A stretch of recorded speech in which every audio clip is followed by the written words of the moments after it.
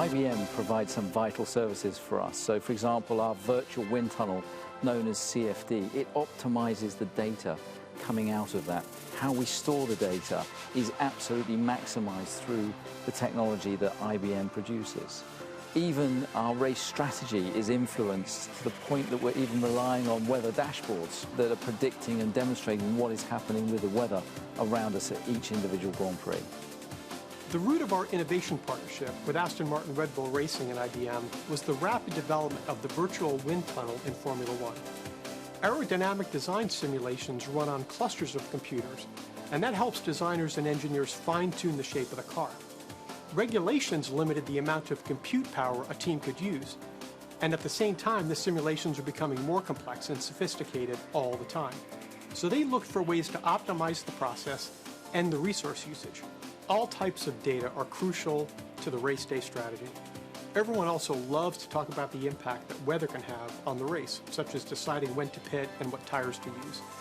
Not only does Aston Martin Red Bull Racing run simulated races in preparation for race day, but they also run real-time what-if simulations during the race to react to changing race conditions and incidents that happen on the track. In Formula One, the impact of weather on the outcome of the race is visible directly on the track. But IBM's weather company also gives the team advanced forecasts that can influence longer-term preparation for the race. I think the biggest change is the evolution of the way that data is used in Formula One. The technology has moved forward so quickly. We are such a data-driven business, and how we analyze that data, how we utilize that data. And our relationship with IBM has now been for over 10 years. And we've been at the cutting edge of tools that they've been able to provide and testing and pushing those tools. And it's incredible to see the progress during that period with the volumes of data that we can efficiently and effectively look at now. Even just a decade ago, Formula One was still the most advanced motor racing on the planet, but it was a much simpler sport than it is today. Well, part of the trick in Formula One is taking all of that data, utilizing that data, and extrapolating the information that you need to make the car go faster. There's fierce competition between all of the teams. Each team goes to huge lengths to protect its IP and not give anything away, because of course nothing's patented in Formula One. You can take an idea from another team, evolve it, from a conceptual point of view. So therefore, when you see the cars for the first time, each of the teams will be doing huge amounts of analysis as to why have you chosen that solution to this set of regulations. Turning up at Melbourne at the first Grand Prix is like the first day back at school. Everybody's in their new uniforms, the cars are sometimes in different liveries, and it's the first time into the new season that you get to see the relative performances of all of the cars. There's been a lot of sandbagging in the pre-season testing, so nobody truly knows who is the form team. And when you turn up in Melbourne, that's the first time you get to see where are we in the pecking order. There's a lot to look forward to. It's incredible, the pace of change in this business, and time flies. It is such a unique sport. It's a wonderful sport, and I'm happy to say, privileged to say, that we have Andrew Westacott, CEO of the Australian Grand Prix, joining us now. And Andrew, look, welcome first off. I did a little package on the history of Formula One, and we had to limit it to 3 minutes, but I was just having a think, you could do it and put a whole hour and then put another hour upon it. It's just so rich as a sport.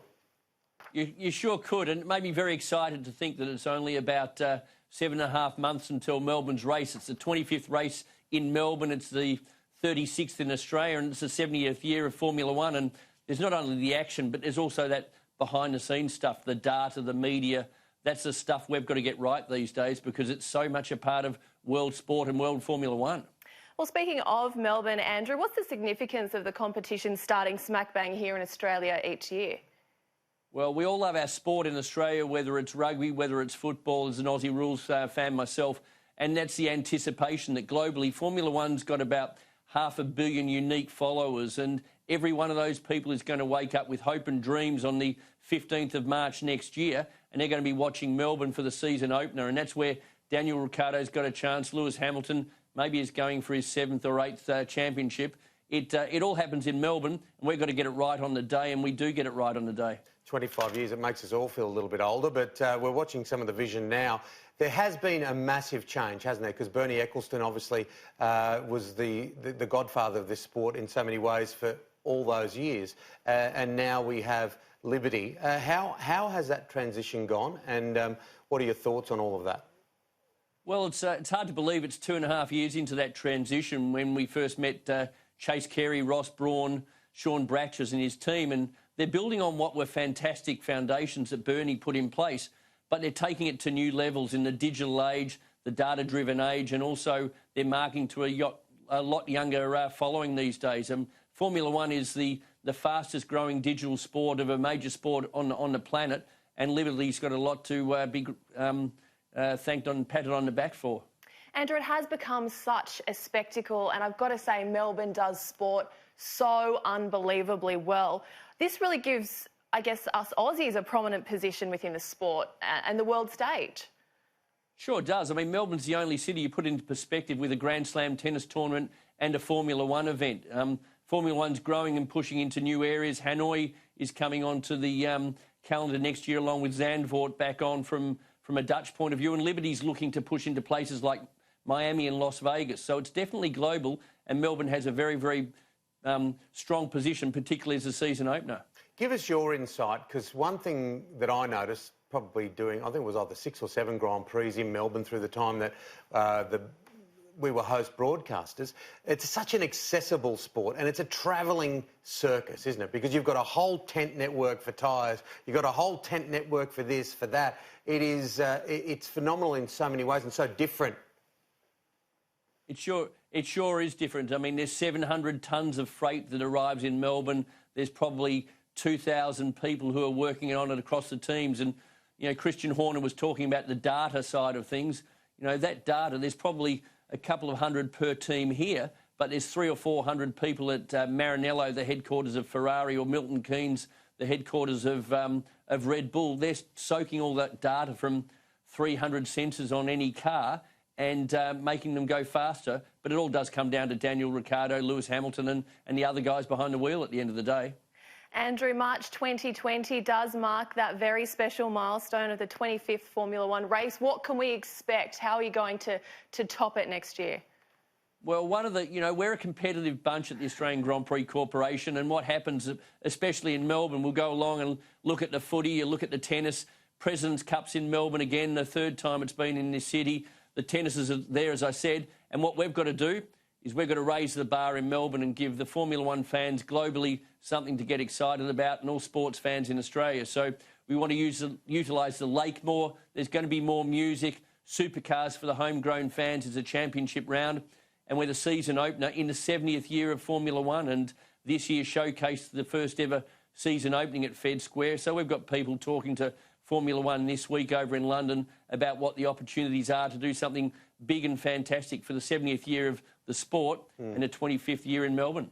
Yeah, I'll tell you what, look, I've got brother and sister and family in Melbourne. I can't live there because I think I'd end up 190 kilos of food and coffee. It is one of my favourite spots on the planet. And look, just wrapping it up, thanks for talking to us today, Andrew, but it is amazing the way that the sport, and companies like IBM are bringing that digitisation, because it's a sport that is consumed in so many ways. It is, but the thing about it is not only just a sport, but it combines glamour and style. It combines sponsorship with business networking, and you only get that with something like Formula One that allows us and the Victorian government to create value for the state by introducing STEM subjects for science, technology, engineering and maths for primary school students, and opportunities to put innovation and technology on the map in Melbourne. So it is something for everyone. It's a great event. We're very proud of it, and I've got the days counting down rather than the months pretty soon. Good on you.